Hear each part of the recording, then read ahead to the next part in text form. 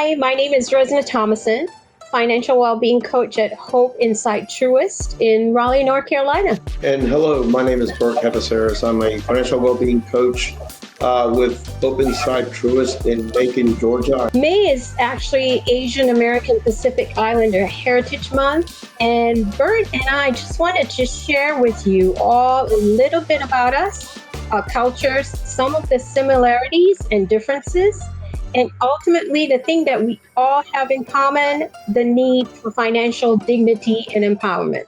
So I guess a little bit about myself. I was born in the Philippines and immigrated to the United States when I was 7 years old. I am the oldest of three children and have working parents as working professionals and have been in the state of Georgia since I immigrated to the U.S. So kind of been assimilated and also absorbed the culture and the traditions of the South. Awesome, Bert.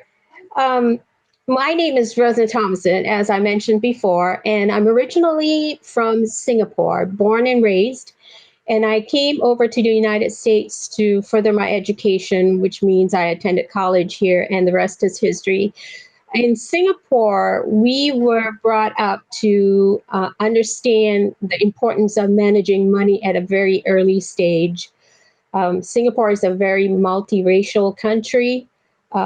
Financial management is taught in families from the parents and is handed down to the children. We were also taught to be using the budget at an early stage. So we were given allowances and then taught how to spend our allowances. So when if there's any sort of emergencies, we were also taught how to actually prepare for emergencies in respect to financials. So when I came to the United States, I never forgot what my parents taught me, learning how to budget, keeping my bills paid on time when I got married, and hopefully have handed down the financial management to my children. So that's the most important part of it. And I don't know, Bert, was the Philippines the same way, or in your family was financial literacy very important? Absolutely. My father was a very hard worker, and my mother was as well. But the frugality came from my mother's side. My dad, all he wanted to do was help the patients that he was given, and so being able to manage our funds obviously was very important because they came from not so wealthy background, and so when it came to be living in the U.S. it was very important to, again, like as you said, be on a budget, watch your spending, never waste any money on anything that you don't need. So the difference between wants and needs was very important. And they fortunately taught us three children that importance. That's awesome. In my family, my father was the income earner, and he's the only breadwinner. We had I had my brother, my sister, and my mom was a stay-home mom.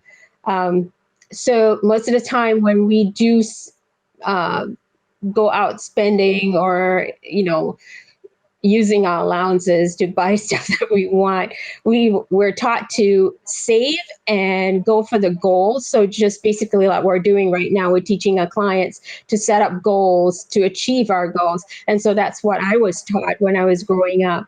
So, and on top of that, when we have like Chinese New Year, the Festival of Lights for the Hindus, and then we have Christmas, we have, we also have other ethnic backgrounds that actually celebrate like Ramadan, as well as Eid, which is the celebration at the end of Ramadan.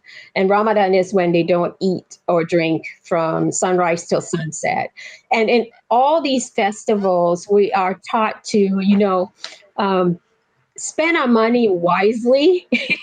So if we have clothes that look new, we don't really have to buy clothes for our festivals that we celebrate. or we would wait for the sales. And you know, Bert, we all look for sales, right? Because it gives you more spending power. And so that's what we were Absolutely. taught as well in Singapore, right? And so when I meet with my clients, that's what I bestow upon them. What I was raised with, how you respect money and the power of money, and the strategic way that you spend the money. So basically, you'd have empower your clients who comes to your workshops to go away with such knowledge. And so, and have you experienced that in your workshops and stuff like that? Yes, definitely. There have been, when you speak about wants and needs, there's some kind of confusion with the participants in my workshops and in my even my ETP classes, the ones who want to start a business.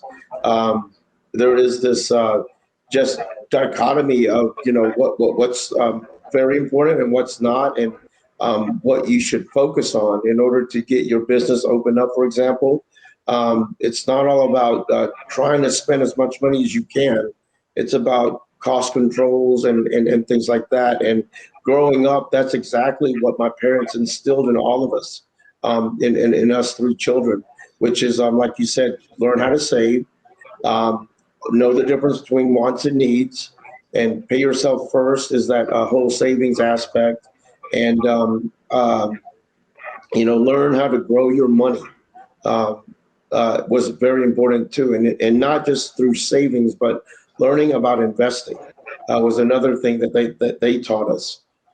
Because you're not going to make a lot of money out of the banking in the banking world. It's going to come from somewhere else. We have such great memories of how we were growing up and how we're taught about how to be frugal and be somebody that's going to be ready for retirement, because I also remember my father teaching me about retirement, how important it is to save for it. I totally agree. If it wasn't for my dad teaching about investments and making sure that your money grows and is working for you at a later age, retirement would just be something we talked about. But we actually, sat down as a family, put some money aside, and hopefully that's going to carry us through our future. I just want to mention this. Also in Singapore, we're very, very conservative. Most of the time, the men do all the work and then bring home the salary, and then the women, uh, just make sure that you take care of the house. But in the United States, we have to compromise, and that's understandable because of all the amounts of bills that we have to pay. So, but the thing about it is that marriage is a partnership. Financial management is also a partnership.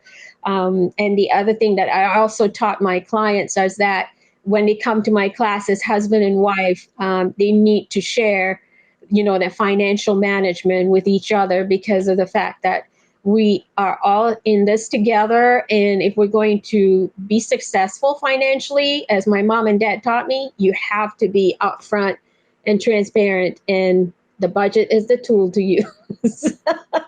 Yes, and So yeah, my dad also said that there's no secret to.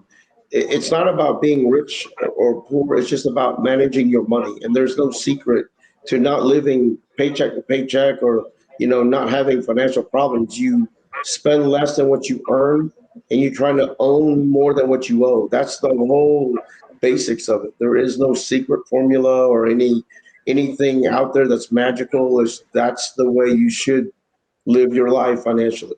I think throughout this conversation, I think the most important aspect of our cultures is this: financial literacy has no bounds.